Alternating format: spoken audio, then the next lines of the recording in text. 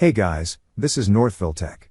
In this video, we're gonna learn how to change your delivery address on Papa John's online account. Open the website papajohns.com, then click Login. Now, log in with your email address and password. Once you're signed in, you will see your current delivery address at the upper part of the screen. Beside it, you will see a drop-down arrow. Click on the drop-down arrow. On the drop-down list, you will see your current delivery address. Below it, you will see a button that says Edit Delivery Address. Click on Edit Delivery Address.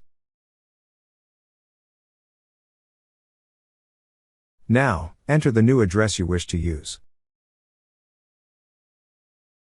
After entering the necessary information, click on Submit. That's how you change your Papa John's delivery address online. Thank you so much guys for watching, and if you have not yet subscribed to our YouTube channel, please subscribe to our YouTube channel as we create tech videos almost every day. Also check out our website northvilletech.com for great tech articles, and our recommended resources in the description below for various sign-up bonuses.